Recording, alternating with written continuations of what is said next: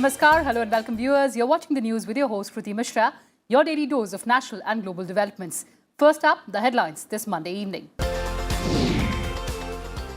Lok Sabha passes Criminal Procedure Bill 2022. Home Minister Amit says bill was brought after studying several provisions used for convictions across the world. 6 new members of Assam, Kerala, Nagaland take oath of membership of Rajya Sabha. Protests in the upper house force adjournment. After nearly 2 years, daily cases of COVID-19 fall to less than 1,000. Active cases have also come down to less than 13,000. Sri Lankan President Gotabaya Rajapaksa administers oath to 4 ministers, invites opposition parties to join unity government. Central Bank Governor resigns amid economic crisis. Pakistan Supreme Court to continue hearing into political crisis tomorrow. Imran Khan proposes former judge Gulzar Ahmad as caretaker Prime Minister. On to our flash news segment now. GST on medicines and instruments reduced from 12% to 5%, informs government. Health Minister Mansukh Mandavia flags off 33 ambulances from New Delhi. Government asks Indian Banks Association to assess impact of Ukraine conflict on outstanding education loans.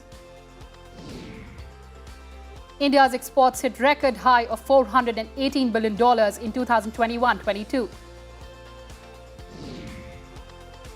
Kashmir Valley records highest ever tourist arrival. Guest houses, houseboats in Srinagar, Gulmarg and Pahalgam and other tourist places fully sold out for summer. Information Broadcasting Minister Anurag Singh Thakur launches Broadcast Seva Portal. Uttar Pradesh government launches School Chalo Abhiyan to ensure 100% enrollment in primary, upper primary schools. Sensex surges over 1,300 points to reclaim the 60,000 level. Hungary's nationalist Prime Minister Viktor Orban scores 4th consecutive win in general election. Economist Rodrigo Chavez, a right-wing former finance minister, wins runoff presidential election in Costa Rica. Now news from the ongoing budget session of Parliament.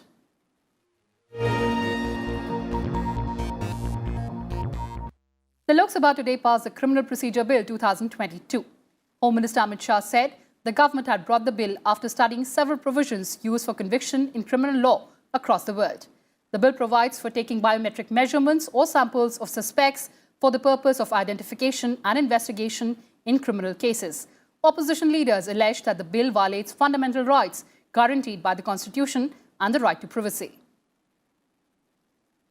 ये bill किसी दुरुपयोग के लिए नहीं लाया गया है। किसी भी डेटा के दुरुपयोग होने की संभावना भी इसमें नहीं छोड़ी गई।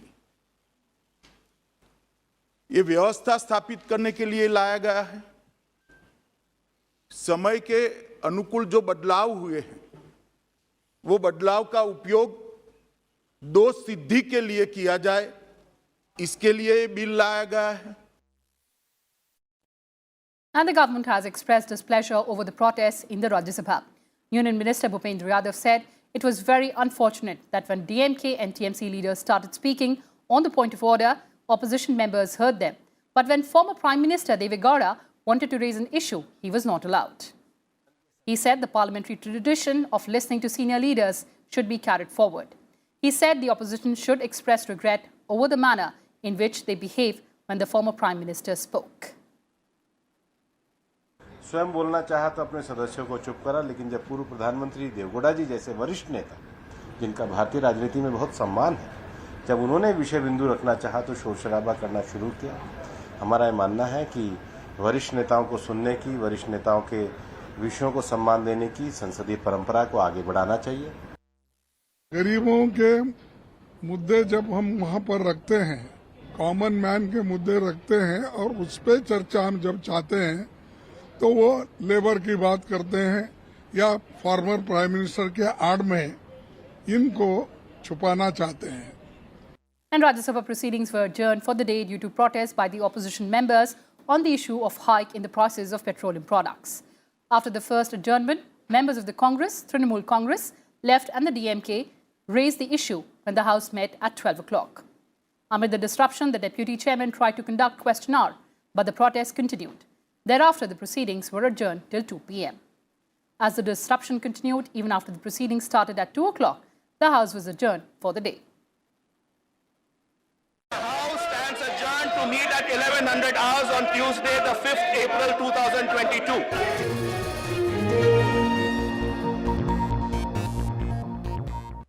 And moving on now, India recorded 913 COVID cases in the last 24 years. The first time that it has recorded less than 1,000 new COVID-19 cases in 715 days. Active infection count fell below 13,000. 13 new fatalities pushed the death count from pandemic to 5,21,358. The active case count comprises 0.03% of the total infections, while the national COVID-19 recovery rate remained at 98.76%. Less than 1,000 cases were recorded for the first time since April 18, 2020, when 991 cases were reported. A total of 79.1 crore tests for the detection of COVID-19 have been conducted so far, including 314,823 in the last 24 hours. 184.7 crore vaccine doses have also been administered so far. And in other news from across the country, 6 newly elected members of the Rajya Sabha from Assam, Kerala and Nagaland took oath as members of the upper house. They included BJP's Pavitra Margarita from Assam, Narzari of United People's Party Liberal, JB Mehtar of Congress from Kerala, CPI Santosh Kumar and CPM's A.A. Rahim.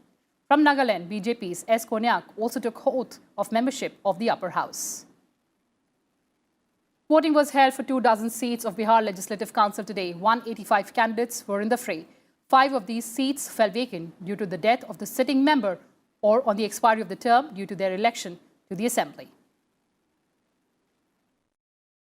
Lok Sabha Speaker Om Birla inaugurated an exhibition on India's freedom struggle in the library building of Parliament House as part of the Amrit Mahotsav being celebrated on the completion of 75 golden years of India's independence. The freedom struggle from 1757 to 1947 has been displayed in the exhibition organized by the Ministry of Education. Arunachal Pradesh Legislative Assembly Speaker Pasang Dorji Sona called on Lok Sabha Speaker Om Birla at Parliament House. The two presiding officers discussed issues related to strengthening the legislature as an instrument of accountability for ensuring effective governance and welfare of the people.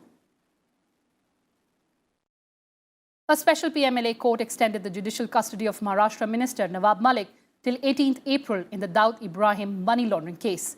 However, giving relief, the court has given permission for home food and medicines. Nawab Malik was arrested by the ED on February 23rd.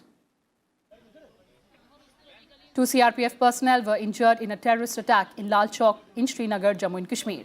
After this attack, the search operations have been intensified. In Jammu and Kashmir, security forces busted a terrorist hideout in a village located along the line of control in Poonch district. The hideout was discovered during a joint search operation by the army and police in Noorkot village. The arms and ammunition recovered include 2 AK-47 rifles along with 2 magazines. Prime Minister Narendra Modi has congratulated his counterpart, Viktor Orban, on his victory in the Hungarian parliamentary elections. Viktor Orban had registered a big victory in the recently held elections. Union Minister of Women and Child Development, Smriti Irani, was in Bengaluru for the zonal meet to facilitate center-state cooperation to achieve the goals set by her ministry on Monday. The meet is an effort to sensitize state governments and UT administration on 3 umbrella missions, Mission Poshan 2.0, Mission Shakti and Mission Vatsalya, to facilitate proper implementation of schemes over the next 5 years. Now news from the world of business and economy.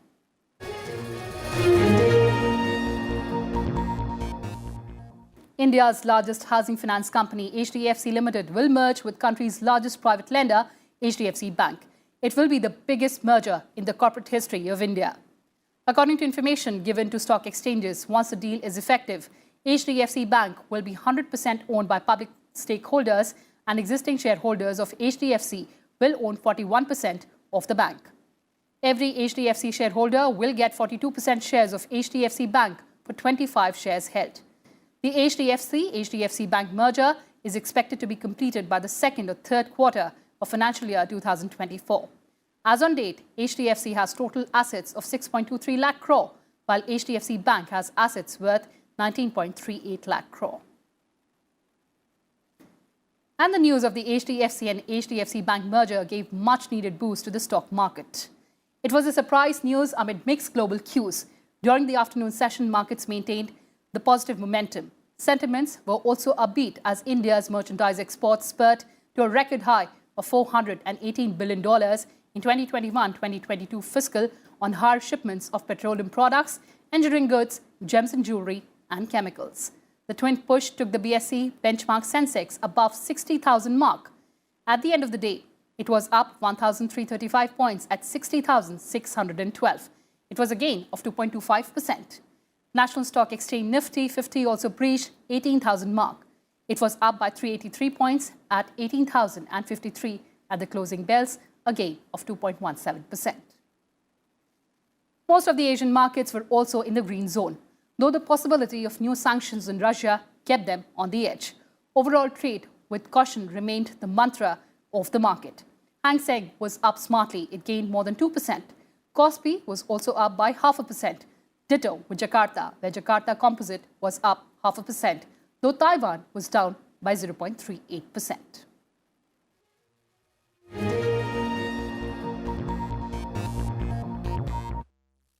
And coming up, news from the Russia-Ukraine conflict.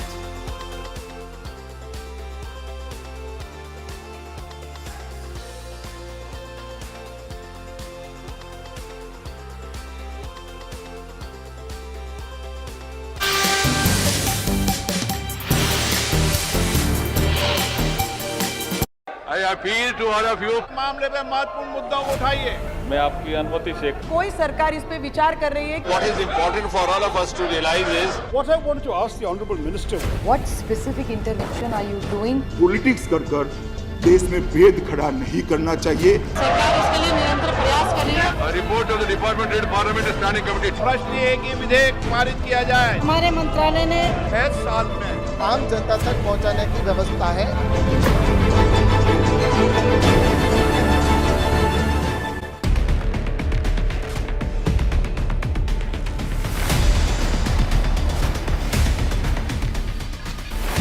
Nature and You, the Environment Series. Aim is to awake and aware people to protect our environment, be it climate or wildlife crisis, depletion of ocean resources, waste management issues. Only on Sansad TV.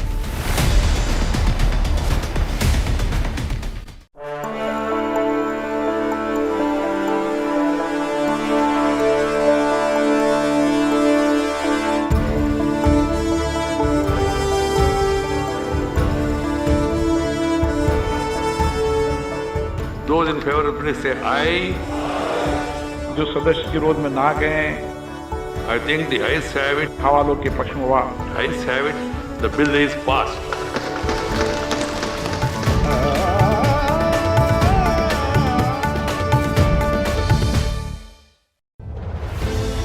Bharat लाखों बरस प्राचीन सभ्यता, जिसे घर के जयचंदू और मीर जाफरों ने गुलाम बनने पर किया मजबूर। देशभक्तों ने अपनी जान न्यौछावर करके भारत को करवाया आजाद और भारत को प्रेम करने वाले देश प्रेमियों ने किया नव भारत का निर्माण। नव भारत के निर्माता सिर्फ संसद टीवी पर।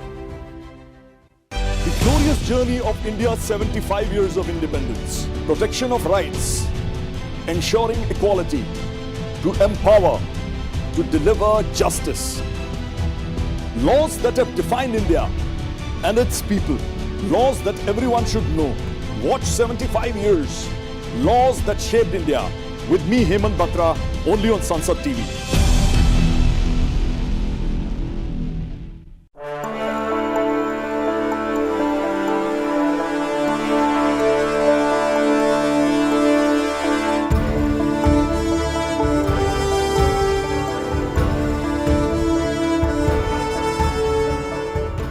favor, please say aye. जो सदस्य विरोध में ना गए, I think the ayes have it. हवालों के पक्ष में हुआ। Ayes have it.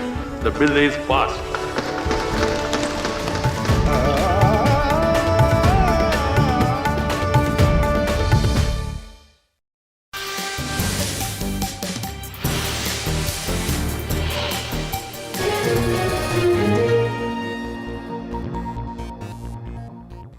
Pakistan Prime Minister Imran Khan blocked a no-confidence vote on Sunday that he looked sure to lose. He also advised the president to order fresh elections, fueling anger among the opposition and deepening the country's political crisis. The developments have created huge uncertainty in Islamabad, with constitutional experts debating their legality and pondering whether Khan and his rivals can find a way forward. And joining us is our correspondent Teena on all the developments in Pakistan. Teena, what is the Supreme Court looking into?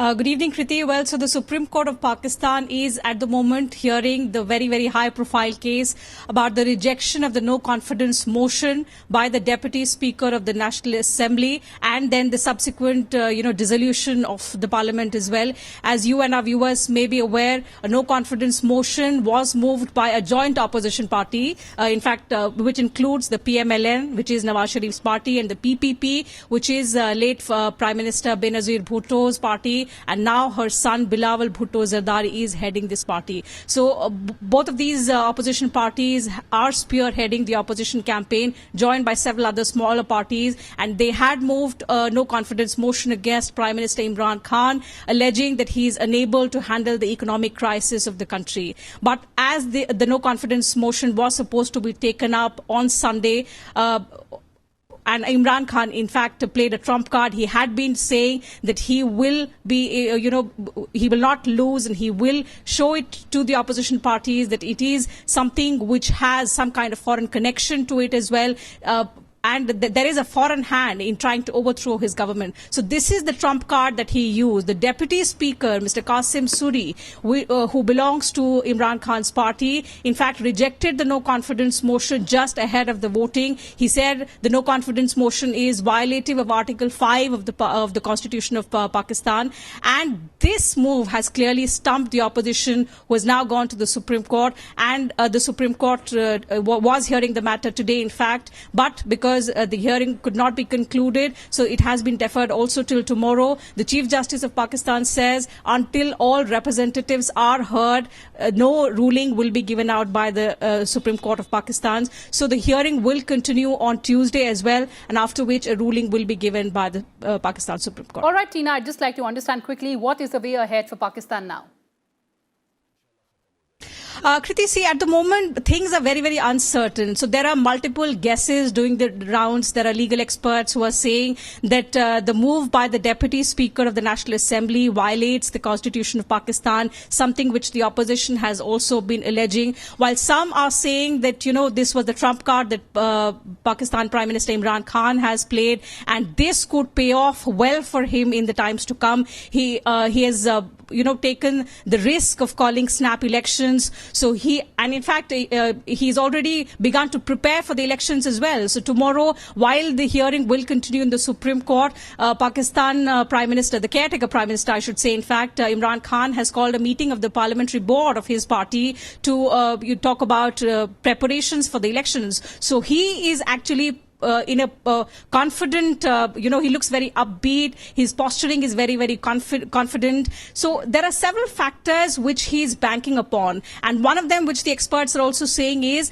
that the opposition at the moment may be looking united in terms of overthrowing Imran Khan, but whether they will be able to remain united in the times to come when they face the people during the elections is something that, that will have to be watched out for. Absolutely. So after the hearing is complete, what exactly the Supreme Court does is something that we'll have to wait and watch, whether it goes ahead with fresh elections, or whether there is another argument that whether the Supreme Court actually has the locus standi to review a decision of the Speaker or the Deputy Speaker of National Assembly is also something which is being discussed. But at the moment, the hearing is on in the Supreme Court. So what the Supreme Court ruling will be is something all eyes will be upon, and only then some kind of clarity will emerge as to which way is Pakistan Pakistan going to be looking at in the times to come? So those developments would be cynosure of all eyes. Thank you so much, Teena Jha, for all those developments there. And moving on from Pakistan to Sri Lanka, Sri Lankan President Gotabaya Rajapaksa on Monday invited the opposition to form a unity government hours after all 26 Sri Lankan cabinet ministers resigned on Sunday night. He also named 4 ministers to ensure that parliament and other tasks can be conducted in a lawful manner until a full cabinet can be sworn in. President Gotabaya Rajapaksa on Monday named Minister of Justice Ali Sabri as the country's finance minister, replacing his brother Basil Rajapaksa. He also invited the opposition parties to join a unity cabinet to tackle the situation triggered by the worst economic crisis in the country. But the 11 political parties comprising the ruling coalition rejected Rajapaksa's move, calling the new cabinet old wine in a new bottle. A 36-hour curfew was lifted on Monday, but protests led by opposition parties continued demanding President Rajapaksa's resignation. Sri Lanka is under a state of emergency that was declared after an angry mob surrounded the private residence of the president on March 31st. Leader of Sri Lankan Opposition Alliance, Sajith Premdasa, sought Prime Minister Modi's help in their hour of crisis. Also on Monday, the governor of Sri Lanka's central bank, Ajit Nivard Cabral, resigned. Sri Lanka's Colombo Stock Exchange halted trading of shares for 30 minutes due to a sharp fall in the benchmark share price index. Even as the political turmoil deepened, shortage of fuel continued to impact Sri Lankans on Monday. People waited in long queues at fuel filling stations that were being guarded by security personnel amid massive protests across the country. Bureau Report, Sansad TV. And in more global news now, 1 person was killed and 11 others injured during a shooting at an outdoor concert in Dallas. Police said they found 26-year-old Gilmore near the concert stage shot in the head. 11 other people at the concert were shot and were taken to hospitals, either private vehicles or ambulances. 1 person was in critical condition and the others were in stable condition. No arrests have been made so far. Afghanistan's ruling Taliban has banned poppy production in the country. Taliban spokesman Zabiullah Mujahid announced the ban at a new press conference in Kabul. The order warns farmers that their crops will be burned and they can be jailed if they proceed with the harvest. In its previous rule in the late 1990s, the Taliban had implemented a staggered ban over 2 years. An official account of Serbia's national election on Monday confirmed the landslide victory of President Alexander and his Populist Party. He scored an outright victory with the backing of 60% voters. His Serbian Progressive Party gained 43% ballots. The results mean that his party will form the next Serbian government in a coalition with junior partners in the 250-member assembly.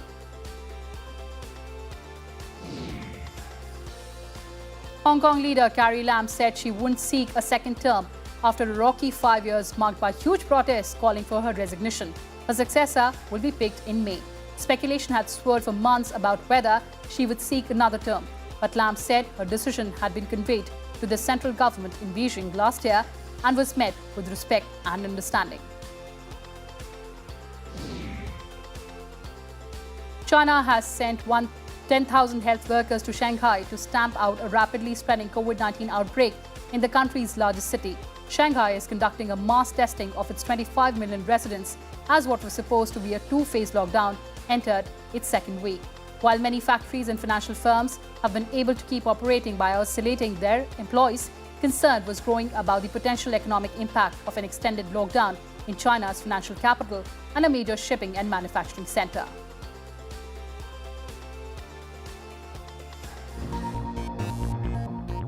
Now news from Russia and Ukraine conflict.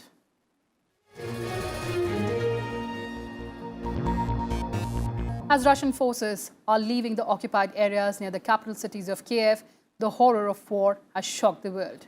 World leaders have condemned the killings of civilian people. The following report consists of some graphic images. Viewers' discretion is recommended. Bodies of the mayor of Mortazan, her husband and her son lying in the mud. According to locals, they were executed by Russian forces. The dead bodies include victims, blindfolded, hands tied and executed, some bearing the signs of torture. These shocking images in the town of Bucha have shaken the world. Krwawe masakry, których dopuszczają się Rosjanie, rosyjscy żołnierze zasługują na nazwanie ich po imieniu. To jest ludobójstwo. Straßen übersät mit Leichen, notdürftig verscharrte Körper. Es ist von Frauen, Kindern und Alten die Rede, die unter den Opfern sind. Die Ermordung von Zivilisten ist ein Kriegsverbrechen. As more evidence of atrocities near Kiev continues to emerge, Ukrainian President Zelensky visited Bucha. Asked whether it was still possible to discuss peace with Russia, he said, yes, because Ukraine must have peace. Under the UN Charter, civilians can't be targeted during a war. It amounts to war crime. But to establish a war crime is lengthy and tedious process, and often getting a result is not easy. Bureau Report, Sansad TV. After the disturbing images from the town of Irpin, a few leaders have said they will increase the sanctions against Russia. But the question remains, is it possible to sanction Russia in a way that it really impacts? These bars give an idea about the dependency of the European nations on Russian gas. No wonder Germany condemns the killing of civilians and supports sanctions. It refused to put any instant embargo on Russian gas. The refusal came from the finance minister Robert Habeck after Frankfurt Stock Exchange lost around 165 points on news of killing of civilian citizens and the possible beginning of new round of sanctions. However, the French president has said he will talk to the leaders of Germany.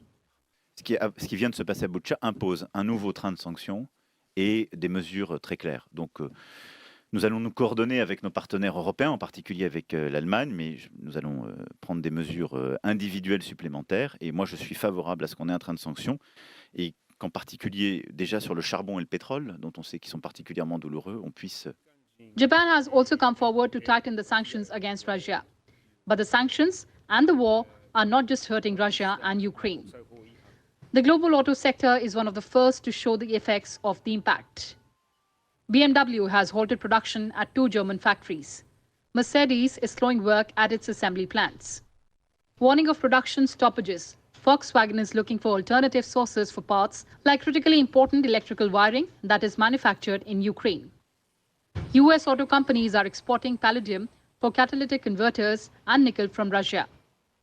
War has a huge economic angle, and money will have a say in the final result of the war. Bureau Report, Sansad TV. And time for all the sporting action now.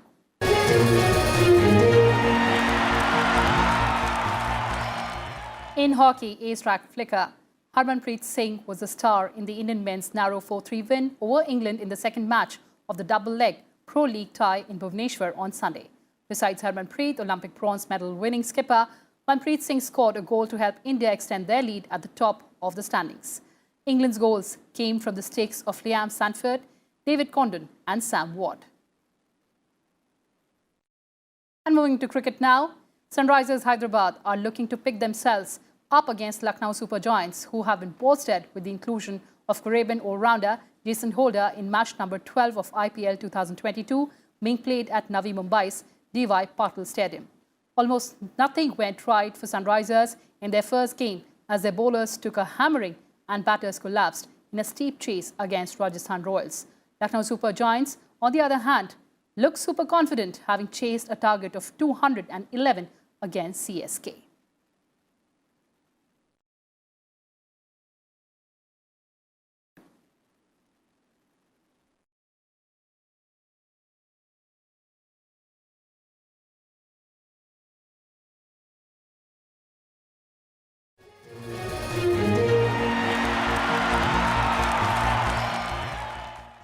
And before we wrap up, a relook at the headlines now. Lok Sabha passes Criminal Procedure Bill 2022. Home Minister Amit Shah says bill was brought after studying several provisions used for convictions across the world. 6 new members of Assam, Kerala, Nagaland take oath of membership of Rajya Sabha. Protests in the upper house force adjournment. After nearly 2 years, daily cases of COVID-19 fall to less than 1,000. Active cases have come down to less than 13,000. Sri Lankan President Gotabaya Rajapaksa administers oath to 4 ministers, invites opposition parties to join unity government. Central Bank Governor resigns amid economic crisis. Pakistan Supreme Court to continue hearing into political crisis tomorrow. Imran Khan proposes former judge Gulzar Ahmed as caretaker Prime Minister. Well, that's all we had for you in this edition. Thanks for watching and stay tuned to Sansad TV. Namaskar.